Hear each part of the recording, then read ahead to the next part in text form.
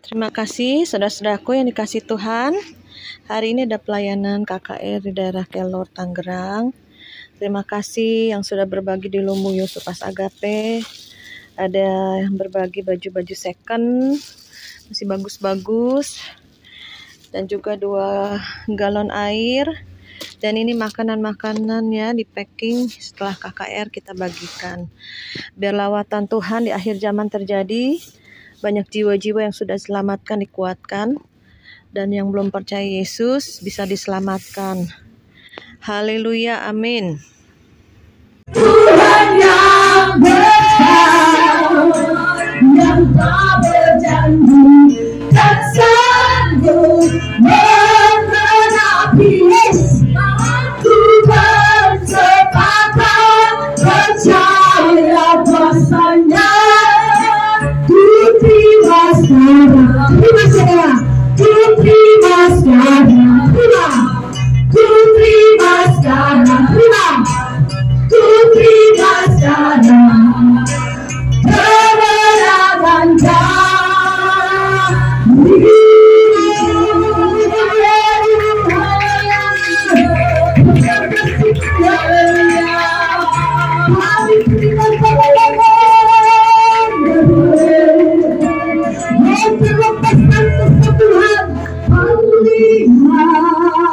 Jumpa kembali di sini. Minggu kemarin kita ada di sini, saudara-saudara. Pagi hari kami ya, minggu kemarin. Haleluya. Yang hadir minggu pagi kemarin angkat tangan.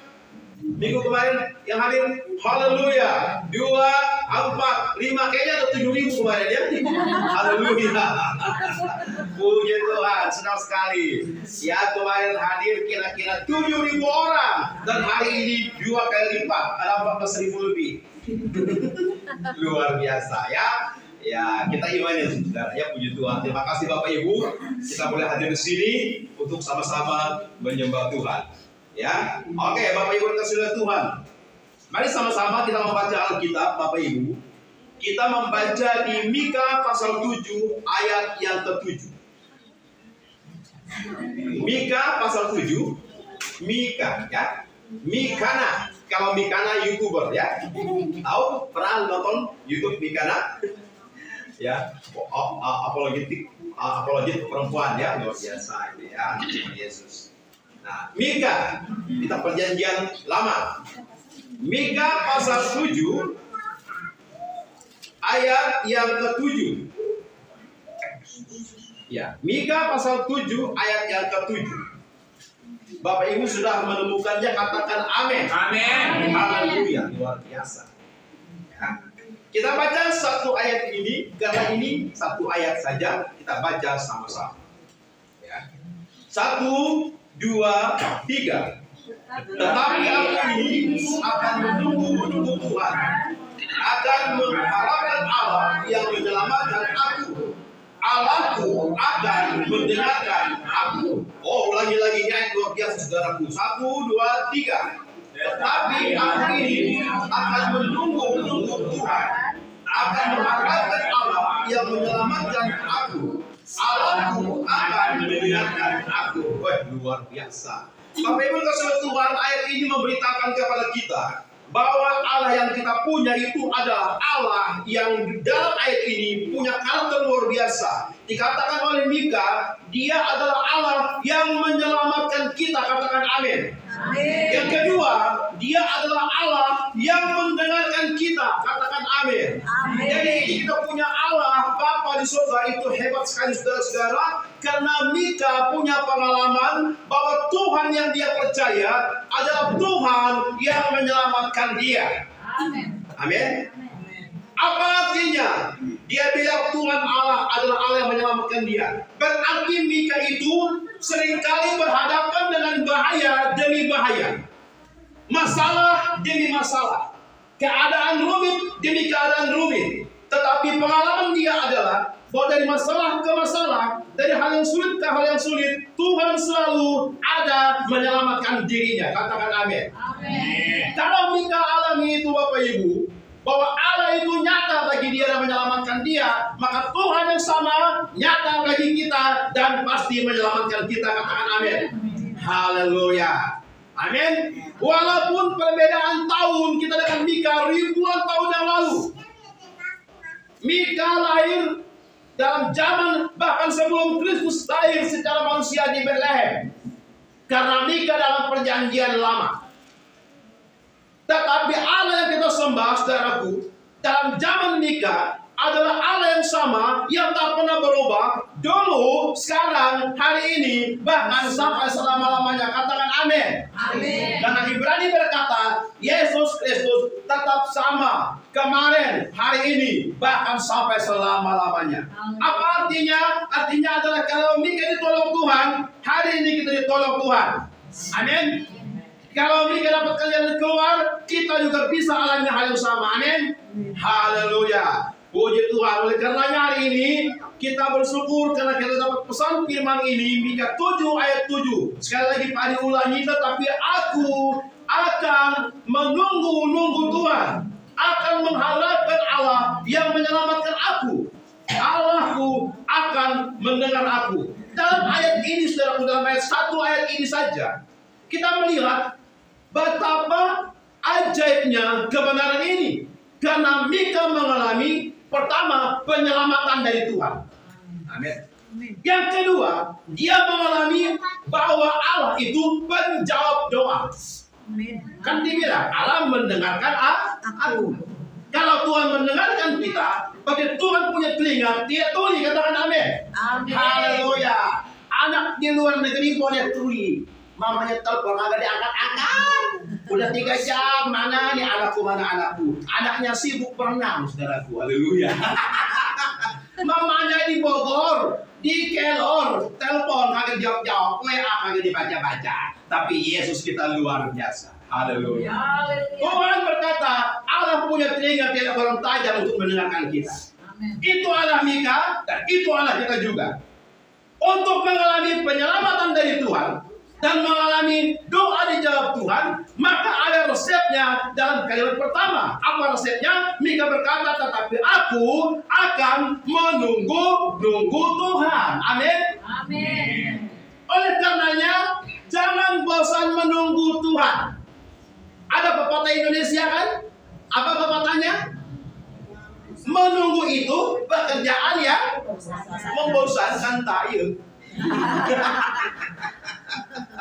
Haleluya. Ya, Mbak Baria jual jamu di TPRI zaman jadi. Tahu Mbak Baria yang film apa tuh ya? Itu kalau nggak salah saya film Pak Ogan, Pak Baria. Unyi lah. Dia jual jamu kalau tidak salah ya, Mbak Baria, Bu Baria itu ya. Haleluya. Itu zaman dulu, saudaraku ya. Kita bersyukur hari ini, saudaraku yang dikasihi oleh Tuhan, bahwa Allah kita dengan baik. 2 hal ini Mika alami. Untuk mengalami 2 hal ini, pertama penyelamatan dari Allah, yang kedua Allah menjawab doa. Mika kerjakan hal pertama adalah aku menunggu Tuhan. Pepatah Indonesia berkata, menunggu itu pekerjaan yang membosankan. Kamu nggak tahu ya, membosankan. Menunggu lagi gua 25 tahun nggak pulang dari Hong Kong. Membosankan. Makanya pepatah itu keluar, saudaraku. Yang nggak tahu, mungkin itu pengalaman siapa kali ya, Bu, dia bilang begitu ya. Lalu viral, padahal dulu nggak ada WA ya. Yang bikin viral TikTok ya, yang bikin viral sesuatu. Tapi aneh, pepatah Indonesia itu, siapa yang pertama kali bikin? Nanti kita cari Google ya. Siapa yang pertama kali bikin kalimat menunggu itu perkara yang paling membosankan. Nanti dapat hadiah, cari sendiri hadiahnya. Haleluya. Itu pepatah Indonesia. Pepatah Indonesia, saudara. Menunggu itu pekerjaan yang paling membosankan. Benar. Kalau sekarang nunggu apa? Nunggu yang tak tentu. Nunggu orang yang suka bohong. Bosan. Nunggu pacar yang selingkuh, pergi ke Hongkong balik-balik, bosan. Haleluya. Tetapi kita mau belajar siapa yang kita tunggu. Yang kita tunggu adalah Allah yang ajaib. Katakan amin. Yang berjanji tidak pernah ingkar janji. Amin. Karena Allah bukan Allah karet-karetan. Tahu karet-karetan? Tarik molor mulu. Makin tarik makin panjang. Tarik Pak Eko, panjang banget. Haleluya.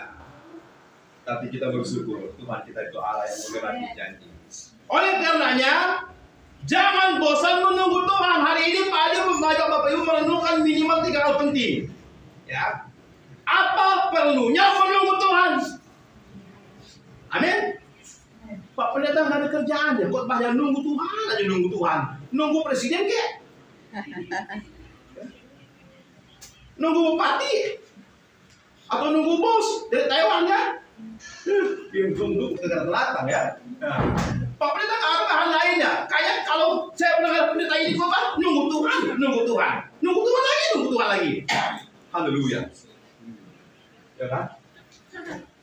Tapi hari ini kita mau belajar. Apa pentingnya menunggu Tuhan, saudaraku? Ada apa dengan orang yang menunggu Tuhan itu? Hal pertama, Bapak Ibu yang kasih Tuhan, kalau kita menunggu Tuhan, Alkitab mengatakan, mengapa pentingnya orang menunggu Tuhan itu? Yang pertama, karena dalam kita menunggu Tuhan, kita temukan yang namanya jalan keluar. Amin. Katakan amin. Jadi waktu kita menunggu Tuhan, kita pasti temukan jalan keluar. Haleluya. Apa artinya pernyataan ini, saudaraku? Artinya adalah karena kita ini berada di dalam dunia seperti keadaan di mana setiap hari kita masuk dalam seluruh keadaan yang berhubungan dengan masalah kehidupan. Bangun tidur masalah. Nanti mau pergi kerja masalah. Pulang kerja masalah. Mau tidur malam masalah. Hidup ini dikelilingi masalah. Saya nggak mau dapat Pak Pendeta. Hidup masalah begini. Makanya saudaraku, ada orang terjun dari tower tinggi, tower listrik, dia taikin, dia pegang kabel, dia pikir itu kali jemuran kali. Begitu dia mau megangnya, saudaraku, jangan dibilang, jangan dibayangin kayak apa terjadi. Jangan. Tahu apa yang terjadi? Jangan dibayangin. Baru kemarin tadi ngelihat, tak sengaja saya ngelihat di Facebook video orang post itu tukang PLN bekerja menyelamatkan temannya yang tersangkut di kabel dan kesetrum. Itu tak sengaja, dia tidak main ayunan di situ, bukan. Dia sedang kerja, saudaraku, mengerjakan PLN, tugas negara, hidupkan listrik penduduk. Tapi tidak tahu bagaimana, ada sesuatu yang dia salah pegang, kakinya nyangkut di situ, nyangkut kagak lepas-lepas. Untungnya kagak langsung koin, ditolong sama temannya, 2 orang naik ke atas, saudaraku. Dia tarik-tarik, tidak bisa-bisa. Apa temannya naik lagi ke atas, kena kabelnya nyangkut, saudaraku. Orang yang nyangkut, kabelnya nyangkut, hampir saja dia gosong. Sebelum gosong, dia ketolong. Naik mobil buru-buru dilarikan ke rumah sakit. Berita selanjutnya, jangan tanya Pak Haji, karena saya nggak tahu. Saya cuma tahu kemarin. Haleluya. Jadi Bapak Ibu, itu fakta hidup. Masalah terjadi nggak pernah kita duga.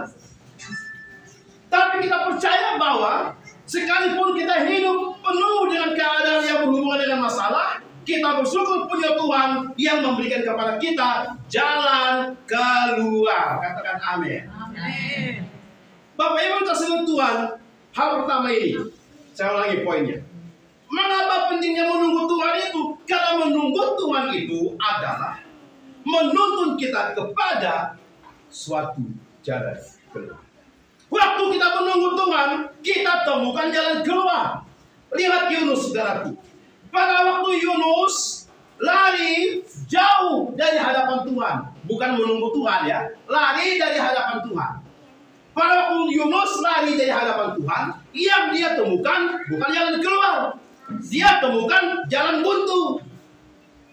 Pak, emang benar Yunus lari dari Tuhan temukan jalan buntu? Tahu nggak kisahnya? Nggak tahu. Nah, Pak diceritain kalau nggak tahu. Itu cerita dari sekolah minggu. Pak, saya kan sekolah minggu. Oke, saya sekolah udah gede. Haleluya, nggak apa-apa. Nah, jadi Yunus itu Tuhan bilang, Yunus, kau pergi ke Niniwe. Aku perintahkan kamu beritakan firmanku ke orang-orang Niniwe, karena aku mau selamatkan mereka. Yunus tidak mendengarkannya. Dia lari dari hadapan Tuhan dan naik kapal. Tuhan bilang pergi ke Niniwe, dia pergi ke Tarsis. Waktu dia pergi ke Tarsus, di tengah jalan, kapal yang dia taikin mengalami badai. Teman-temannya nggak ada percaya Tuhan, semua orang kafir di perahu itu.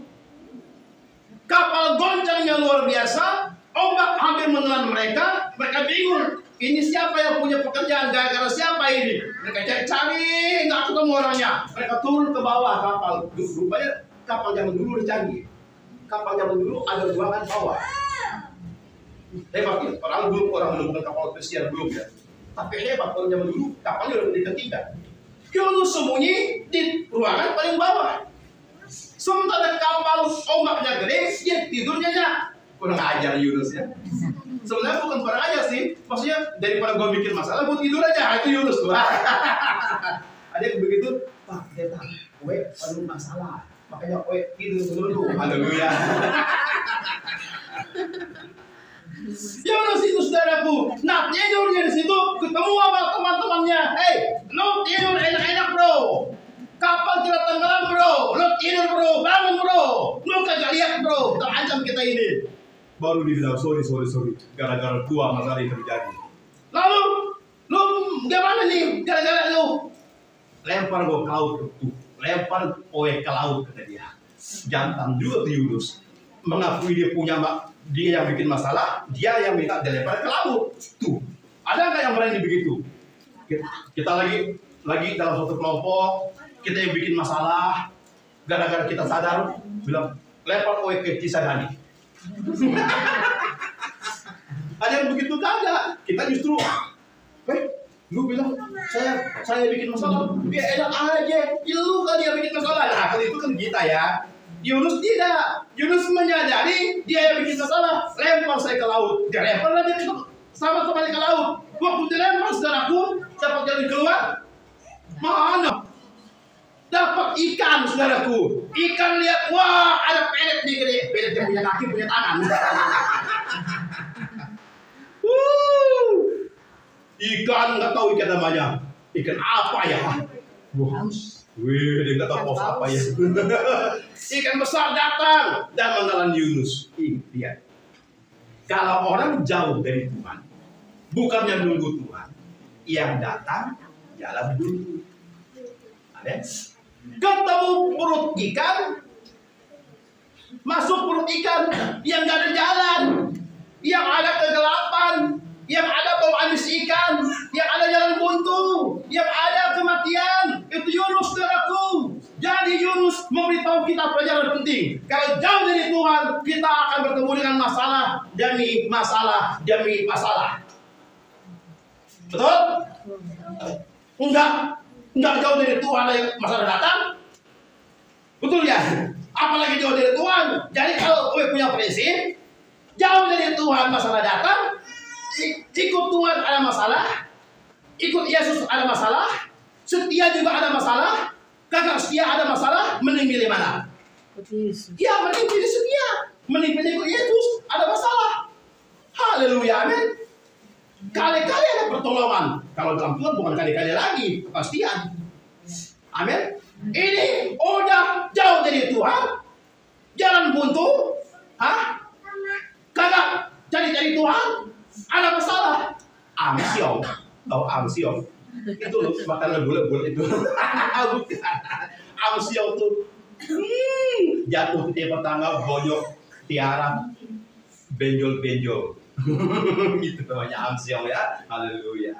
Nah, itu Yunus saudaraku. Jadi Yunus waktu dia jauh dari Tuhan, ketemu jalan buntu, ditangkap ikan. Nah, Bapak Ibu, Alkitab mengatakan kepada kita, coba Pak Adi mau ada saudara baca. Yunus pasal 1 ayat 3. Ada yang bisa tolong? Yunus pasal 1 ayat 3. Yes. Tetapi Yunus bersiap melarikan diri ke Tarsis. Jauh dari hadapan Tuhan, ia pergi ke Yapo dan mendapat di sana sebuah kapal yang akan berangkat ke Tarsis. Ia membayar biaya perjalanannya, lalu naik kapal itu untuk berlayar bersama-sama dengan mereka ke Tarsis, jauh dari hadapan Tuhan. Jadi Yunus bersiap-siap lari ke Tarsis. Tuhan bilang, Yunus, jangan kemana-mana, kuperintahkan kau pergi ke Niniwe. Anak Tuhan tuh suka begini. Tuhan bilang hari Minggu ke gereja ya nak, ibadah ya nak, ikut doa ya nak, jangan kemana-mana ya nak. Kita melenceng ke Cibubur, ke Cibodas, kemana-mana ya, ya gitu ya. Nah, oh Cikokol ya,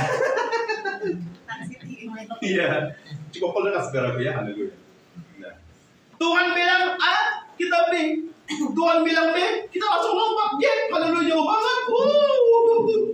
Udah di jalan ketemu masalah, jalan buntu, baru kita bilang, oh Tuhan, di mana? Haleluya. Bapak Ibu kasih Tuhan, perhatikan ini. Jadi ini yang menyebabkan Yunus menemukan jalan buntu. Bukan hanya jalan buntu, jalan kematian. Karena sebenarnya masuk perut ikan sama dengan mati. Betul nggak? Pak Adi mau nanya, ada nggak orang masuk perut ikan hidup? Gak ada. Yunus masuk perut ikan, maksudnya lewat mulut kan? Mulut yang sama napas. Lewat mulut ikan kan? Maksudnya. Lalu Yunus bawa tabung oksigen gitu, siap-siap dia penyelam ada tabung dia bawa gitu ke dalam. Jangan dulu mana ada tabung, enak aja, kagak ada tuh. Jadi Yunus nyemplung ke dalam laut, ditangkap ikan, saudaraku. Itu sebenarnya Yunus sudah mengalami kematian. Sebenarnya ya. Tapi di dunia kematian itu Yunus berdoa. Di dalam lubang ketidak ada jalan keluar itu, Yunus masih ingat berseru di dalam roh kedalamannya yang paling dalam. Apa seruannya? Ini dia bilang begini, ayat 17 tuh. Yunus pasal 1 ayat 17. Bacain, coba. Nah, Yunus. Maka atas penentuan Tuhan datanglah seekor ikan besar yang menelan Yunus, dan Yunus tinggal di dalam perut ikan itu 3 hari 3 malam lamanya. Ya, terus benar kan? Nah, terus Yunus 4 bacain ayat 1 dan 2. Ya, sampai ayat 3 lah. Tetapi hal itu sangat mengesalkan hati Yunus, lalu marahlah ia. Dan berdoalah ia kepada Tuhan, katanya, ya Tuhan, bukankah telah kukatakan itu ketika aku masih di negeri itu? Itulah sebabnya maka aku dahulu melarikan diri ke Tarsis, sebab aku tahu bahwa Engkau Allah yang pengasih dan penyayang, yang panjang sabar dan berlimpah kasih setia, serta yang menyesal karena malapetaka yang hendak didatangkannya. Nah, ini sih doa Yunus, dia udah keluar ya. Tapi Pak Adi mau beritahu saudara, ada doa Yunus waktu dia lagi mati di perut ikan itu. Yunus pasal 2 ayat 1. Ayat 1 dan 2. Bacain. Berdoalah Yunus kepada Tuhan Allahnya dari dalam perut ikan itu. Katanya, dalam kesusahanku aku berseru kepada Tuhan, dan Dia menjawab aku. Dari tengah-tengah dunia orang mati aku berteriak, dan kau dengarkan suaraku. Iya, perhatikan ayat 1 dan 2 ini. Dalam kesusahanku aku berseru kepada Tuhan, dan Ia menjawab aku. Perhatikan kalimat ini dari mana? Dari tengah-tengah apa? Dunia. Orang mati. Dari tengah-tengah kelor. Bukan, saudaraku ya. Perhatikan kalimat ini, kalimat belum berubah nih. Dan Ia menjawab aku dari tengah-tengah dunia orang mati. Aku berteriak. Saya heran dengan ayat ini, saudaraku. Bisa ya orang berteriak dari dunia orang mati? Ibu tahu ini kenapa terjadi pada Yunus? Ini namanya kasih karunia. Ini namanya kasih karunia. Udah masuk masalah, masuk perut ikan tidak ada jalan keluar. Mengapa masuk perut ikan tidak ada jalan keluar? Mengapa, saudaraku? Mengapa? Karena perut ikan itu bukan rumah kita. Benar nggak? Kalau rumah kita, kita masukkan, terus kita tahu ini tuh rumah Pak Adrian. Itu kan Pak Adrian tahu kan masuknya lewat mana? Lewat mana? Ah, tuh benar sih Mbak, pintu. Terus kalau Pak Adrian mau keluar rumah lagi, lewat mana? Pintu lagi. Apa artinya? Ada jalan masuk, ada jalan keluar. Yaitu pintu. Nah, Yunus masuk ke perut ikan lewat mana? Bukan lewat pintu, lewat mulut ikan. Dan perhatikan, bedanya mulut ikan sama pintu. Hal pintu beda. Ya Pak, pintu itu nggak ada giginya. Ya, paham di sini? Mulut ikan bukan kayak pintu bagusnya, itu bagus tuh pintu. Ada catnya lagi ya, haleluya. Begitu masuk ke sini, adem banget. Coba kita masuk mulut ikan. Begitu masuk mulut ikan, bukan kayak pintu segi empat begitu, ada pintu catnya. Begitu masuknya, ini bagus amat ikan, ada pintu segi empat, ada kusennya. Ih, mulus amat nih pintu ikan. Begitu kagak ada. Itu ikan begitu masuk gigi. Ikan kalau dalam orang, paham ya ikan ya. Nggak ada ikan yang baik, saudara. Wih, begitu masuk. Besok pagi keluarnya lewat pantat harusnya. Paham ya? Kalau sudah lewat pantat, amsio hidup. Nggak ada lagi pertolongan apa-apa. Yunus belum sempat keluar lewat pantat. Paham? Ayat Yunus tadi pasal 2 ayat 1, ayat 2. Sebelum Yunus keluar lewat pantat ikan, dia berdoa. Itu dia. Makanya dia bilang, dari dunia orang mati, aku berseru. Hebat ya Yunus. Ini namanya kasih karunia. Harusnya Yunus orang mati akibat jauh dari Tuhan, tapi Tuhan sekalipun dia dalam dunia orang mati, dia berseru. Lalu bilang Tuhan mendengarkan teriakanku. Apa tuh ayat tadi? Dari tengah-tengah orang dunia orang mati, aku berteriak dan kau dengarkan suaraku. Luar biasa. Jadi Bapak Ibu, orang yang menunggu-nunggu Tuhan itu adalah orang yang menemukan jalan keluar. Kalau kita jauh dari Tuhan, menemukan jalan buntu. Makanya Yunus waktu dia keluar dari Tuhan, jauh dari Tuhan, ketemu masalah, dia ketemu jalan buntu. Waktu dia jalan buntu baru dia ingat, oh Tuhan.